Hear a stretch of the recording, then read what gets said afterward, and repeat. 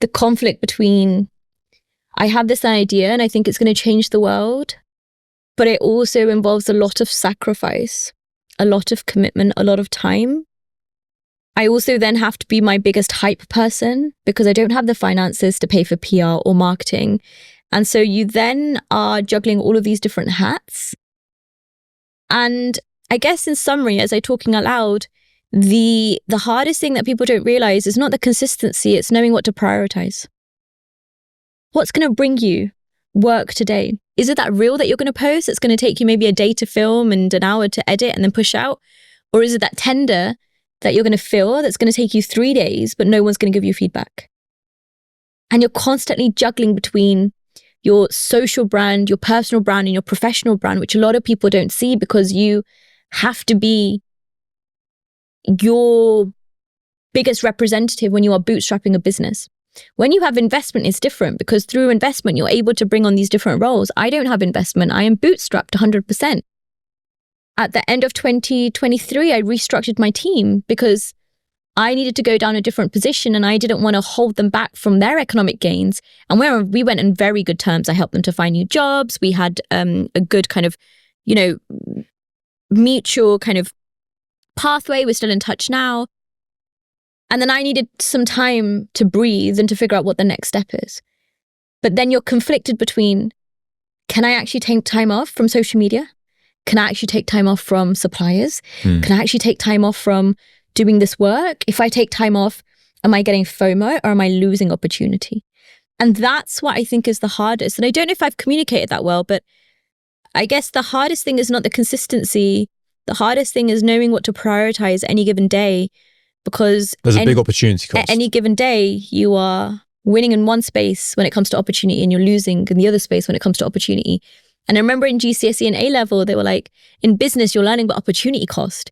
And this is real life opportunity cost. It's one opportunity can lose a win, another opportunity, and you're here and you're not thereabouts. And it's a very difficult struggle that I think a lot of bootstrapped businesses go through. And I can only talk about bootstrap because I think people who have investment are in a different phase. However, I would say, and I haven't raised money, and God willing, I do plan to one day. I do know that from what I understand, the raising investment bit itself is a full-time job.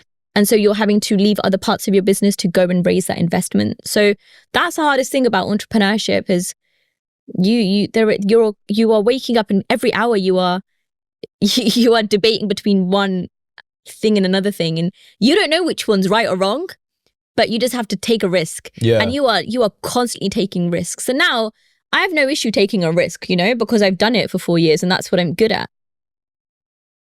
But you go to sleep at night and you're like, oh, what if I did that? Like, would it be different? You don't know. But you're right. Like, even like running a bootstrap business that's not like a speaking thing is completely correct because you don't know what's going to deliver the results, and experimentation takes time, takes money. So it is very tough. The question I want to ask you though is, given you've been doing it for so long and you've been doing this level of experimentation, what's delivered you the most results? I have. Now let me tell you what I mean by that. It's so funny, right? So prior to recording, we were talking about the podcast experience, and I started a podcast last year. I put investment into it with a studio that absolutely did not deliver. I put investment into it from an editor who did not deliver.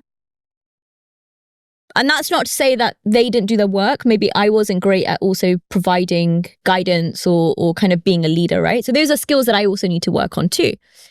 But I guess my point is that when I took it back into me, my vocal speech, knowing how to direct the conversation, keeping it short rather than like long form, so 20 minutes versus like 90 minutes, cutting it in the way that suits me, and also just having fun with the creative process.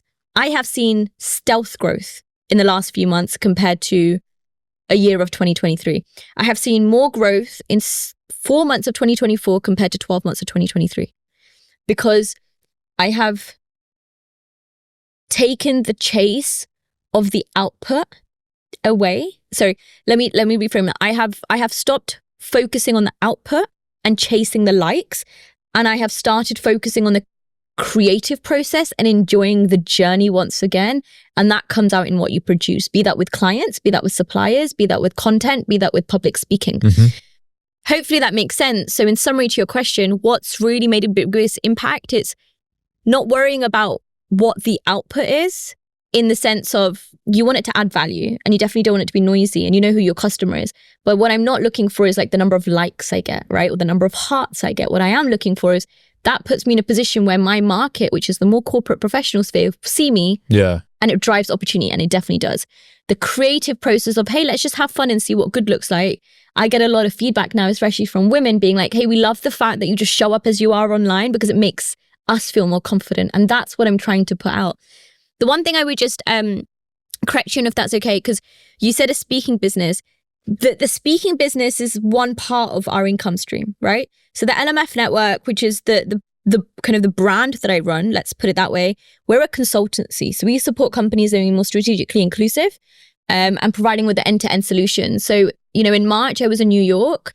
In February, I was in Qatar. In January, I was in Asia. That was all because we have business clientele who come to us, majority through word of mouth, and say, we've seen you do some great works in terms of policies, processes, and strategic adjustment to help us be more an inclusive business. We'd love to get you involved. A part of that is then facilitating presentations, but it's also policies, audits, reporting. So they're really like boring stuff you have to do to get by. We then reinvested part of our profits into our mentorship program, which we've done over the last 3 years. We have the UK's largest mentorship program. So we've mentored over 2,000 people with a 90% success rate.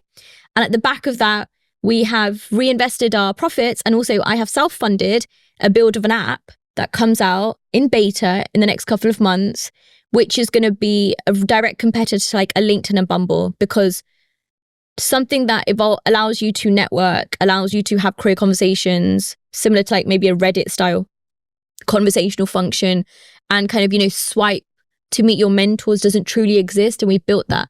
That's what I've been working on in the background. So it's not like we're not doing the work. It's just you don't see that boring stuff, right? A lot of social media reels, we just see the success. But for me to be able to travel around, that's because one, it's also market research. So in order for me to build some tech product, I need to know on the ground what people's problems really are, especially when it comes to friendship, loneliness, and career growth. Mentorship, personal branding, professional branding, great. 2 is to reach out to new networks and markets that if we were to go for investment or raise, we understand where the money's coming from. Right now, there's a lot of money in the Middle East, you know? So it's to kind of start entering those spaces.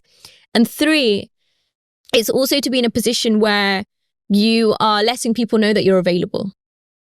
Right? So the speaking part of the business, the personal brand, is just a consequence of what I do naturally.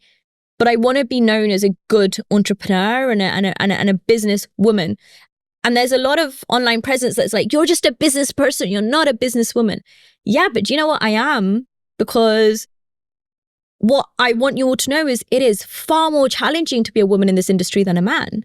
And so to that extent, we also need to be applauded for not the risks that we need to be applauded for not just the risks we're taking, but the leaps that we're making in a space that is still quite male dominated. And with all due respect, the males that are dominating the space are now probably my allies and my mentors and my buddies, you know? So it's not to man bash them. It's to say, hey, if you've got power and privilege, come, let's go grab a coffee. Because I need you to get me into a room that I don't have entry to.